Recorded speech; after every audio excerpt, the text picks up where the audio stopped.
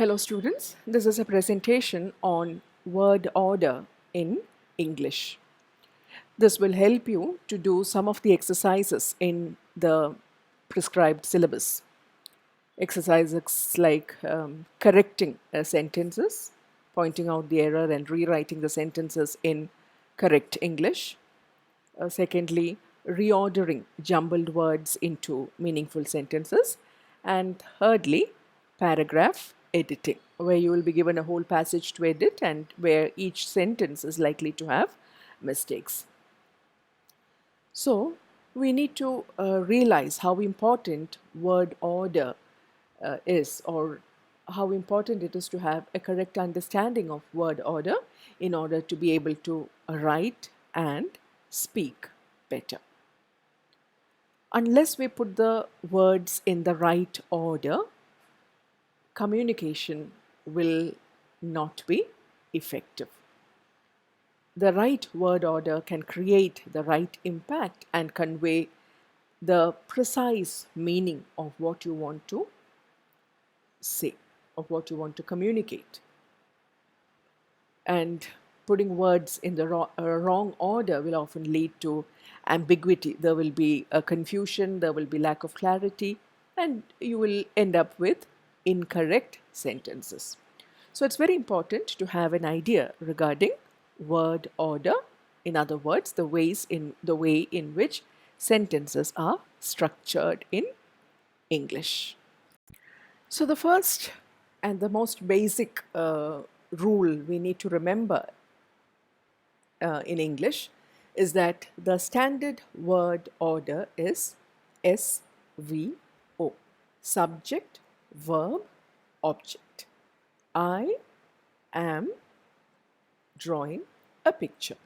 Subject, I am drawing verb and a picture, object. He loves music. He is a subject, loves is the verb, and music is the object. So this is the basic word order in English: subject, verb, and object. Well, then now let's look at sentences that have more than one object. The object, as we know, is the answer that we get when we ask the question whom or what after the verb. I ate a mango. I ate what? A mango. I gave my friend a book. I gave whom a book? I gave my friend a book. So, the object is that which answers the question whom or what after the verb. Now, in sentences where you have both these, more than one object, one of them would be the direct object. That is, the answer that you get when you ask what after the verb. It refers to the what. And the indirect object is that answer which you get when you ask whom. So, I gave my friend a book. I gave my friend a book. I gave what? A book. That is the direct object. I gave my friend a book. I gave whom a book? My friend. That is the indirect object. Now, if the indirect object is a noun or a pronoun, we normally follow the subject, verb, indirect object, direct object order. That is, put the person before the object. She gave her mother the present. She gave her mother the present. But if you use a verb, a preposition like to, then we put the direct object first and then the indirect object. She gave the present to her mother. She gave what? The present. She gave to whom? To her mother. So when you use a preposition like to, the indirect object comes after the direct object. When we do not use the preposition and we only have the noun or the pronoun like her mother, him, them, us, and so on, they gave us a party. They treated us to dinner. So, in all those situations, you only have the pronoun. We do not have the preposition to. So, when the preposition is used, the direct object comes first and then the indirect object. When you are using just the person, the person's name or referring to that person using a pronoun, then you place that before you place the object. She gave her mother the present. She gave the present to her mother. In other words, when the indirect object is, written in the form of a prepositional phrase, where there is a preposition along with the indirect object, then you place the direct object first and then the prepositional phrase. So, subject, verb, direct object, no, that and then the prepositional phrase with which the indirect object comes. I gave some books to the students. I gave some books. Books would be the object, the indirect object, to the students. That is a whole prepositional phrase. You gave some books to whom? To the students. So since it is since that indirect object comes in the form of a prepositional phrase, that is beginning with a preposition, then you place it after the direct object. I gave some books to the students. Now, it need not always be with to that the prepositional phrase begins. You can have prepositional phrases that begin with at, for, and so on. So, you can think of sentences like he ate popcorn at the fair. He ate popcorn at the fair, in which the prepositional phrase at the fair comes at the end of the sentence. It can also be, such prepositional phrases can also be placed at the beginning. So, prepositional phrases are to be placed either at the beginning or at the end of the sentence. He ate popcorn at the fair, or at the fair he ate popcorn. I'll go home in the morning. So, another prepositional phrase that begins with in. It can also be placed at the beginning of the sentence. In the morning, I will go home. So, prepositional phrases can be placed at the beginning of the sentence or at the end. So, subject, verb, object, and then the prepositional phrase, or prepositional phrase, subject, verb, object. Now, the subject, verb, object order holds good for simple sentences. But we know only too well that it's not just simple sentences that make up our conversations.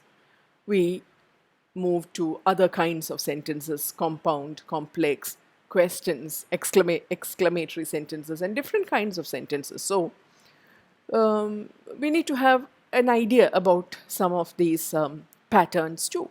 Compound sentences are, of course, just combinations of two or more simple sentences. So, that should not be a problem.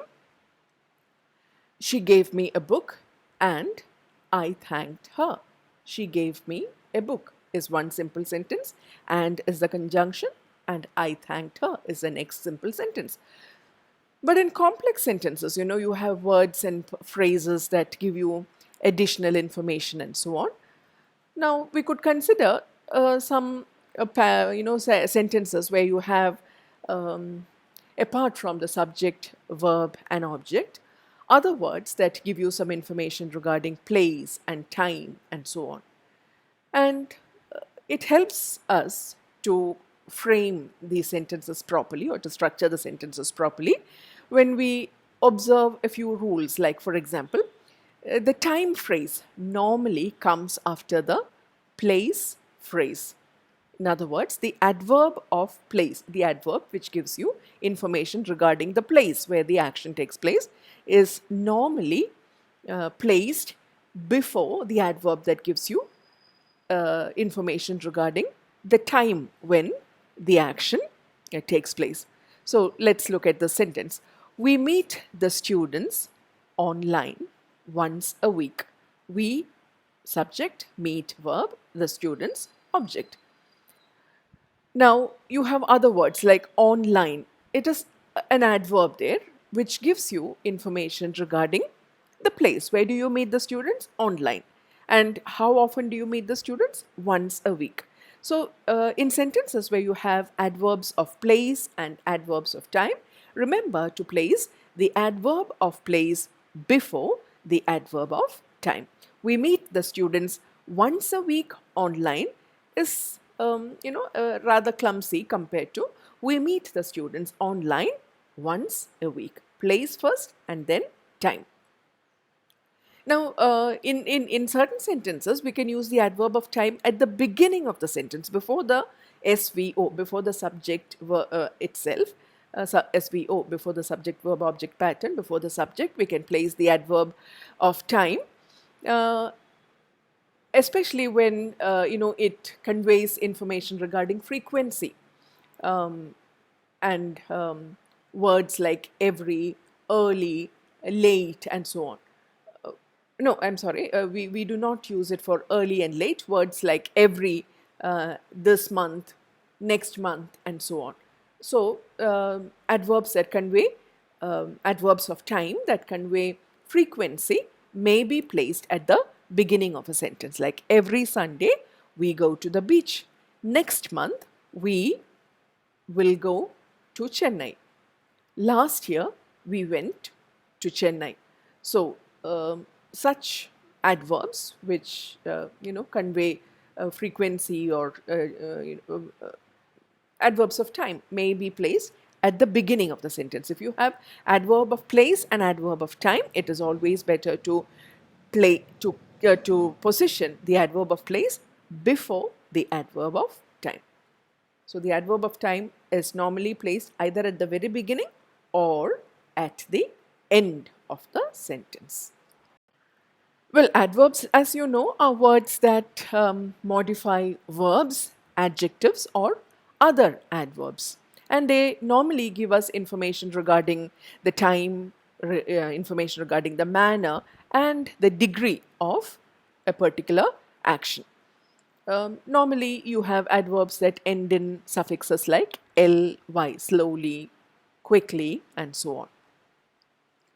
And we need to remember that it is always better to place the adverb as close as possible to that which it is modifying, that which it qualifies.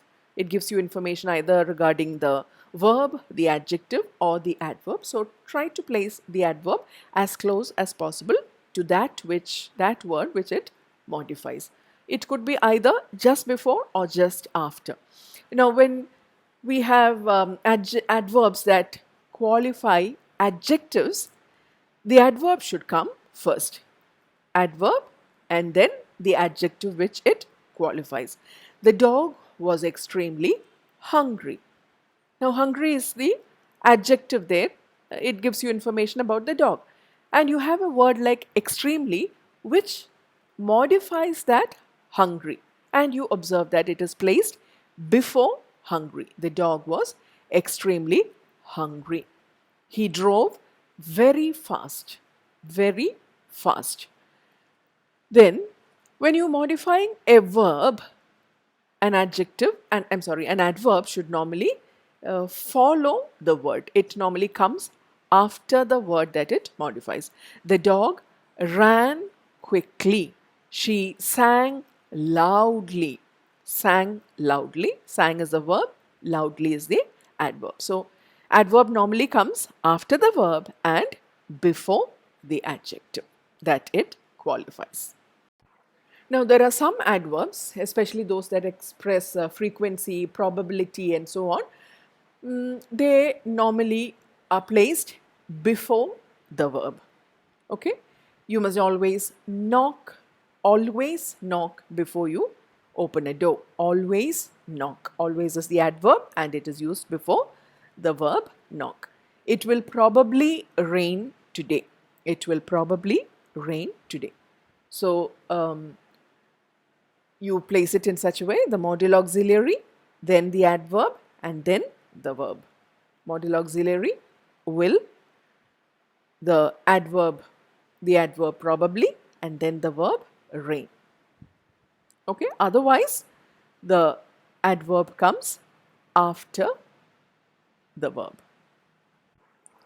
Now, let us look at the way in which questions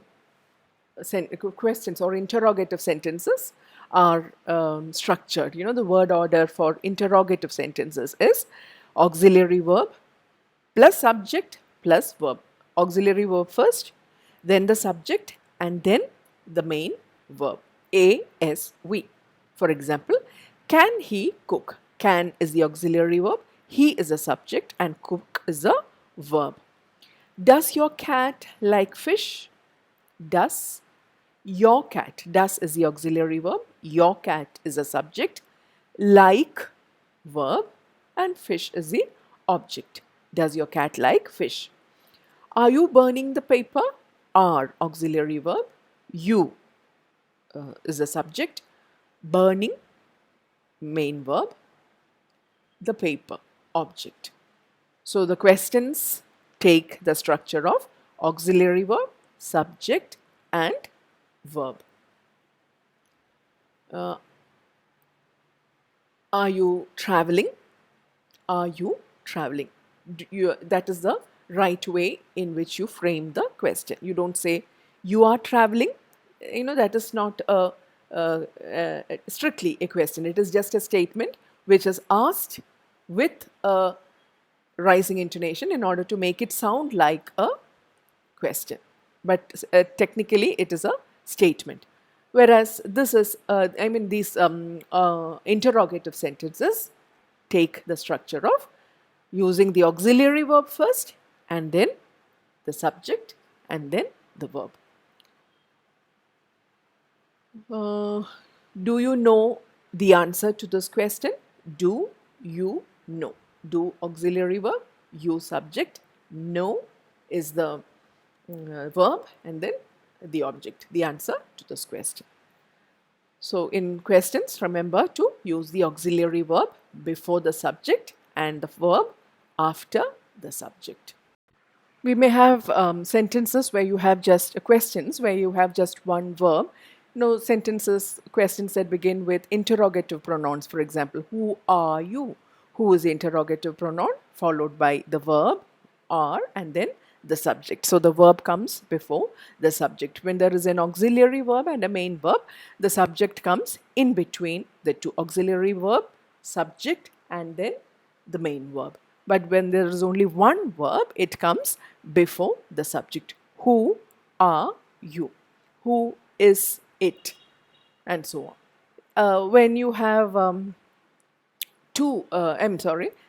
auxiliary verb and then the main verb, and in sentences where you have interrogative pronouns, so we have the sentence beginning with the interrogative pronoun, followed by the auxiliary verb, then the subject, and then the main verb, and then the object if there is one. Why did you cut the tree? Why is the interrogative pronoun, did, auxiliary verb, you subject, cut the verb, and the tree the object. Now, when we rearrange words to form proper sentences, when we do sentence correction and so on, it is important to have a good idea regarding the use of certain structures. One of the very common structures used in English is that of not only but also. Now, it is a correlative conjunction which is used in order to convey a sense of parallelism. The rule that we need to follow when we use this correlative conjunction to convey parallelism is that the word that follows not only and the word that follows but also should belong to the same part of speech. If it is a noun, the other one should also be a noun. If it is an adjective, the other one should also be an adjective. If it is a verb, the other one should also be a verb. Look at this sentence. She is not only a good swimmer, but also a fine sprinter. What comes after not only is a good, an adjective. And I have used another adjective after but also, a fine. She is not only a good swimmer. A good is the adjective, but also a fine sprinter. A fine is another adjective. Now, if it were just a noun without the adjective, she's not only a swimmer but also a sprinter. Swimmer and sprinter are nouns. Now, we could have verbs. We could think of sentences where you have verbs used with not only but also. The children are not only singing but also clapping their hands. The children are not only singing, singing is a verb, but also clapping their hands. Clapping is the verb. So uh, just make sure that the words that come after not only and but also belong to the same part of speech. Right. We've already discussed the use of hardly, in sentences. When we begin a sentence with hardly, we normally have the the other clause containing when, whereas for no sooner it is than. Hardly had we reached the bus stop than the bus came. No sooner did we go out than it began raining. No sooner did we go out than it began raining. Hardly had we gone out when it began raining. Yeah.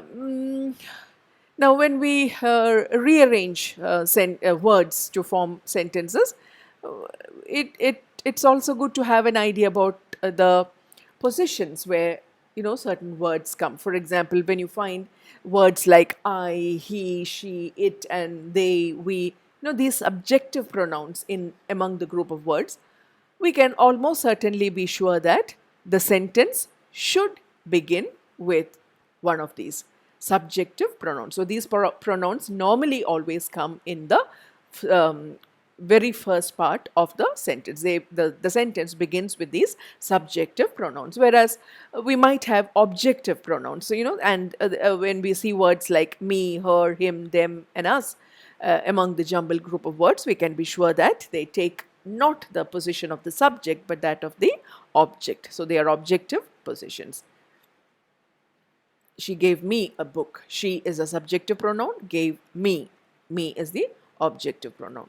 Similarly, possessive pronouns normally come just before another noun. My book, his bag, her her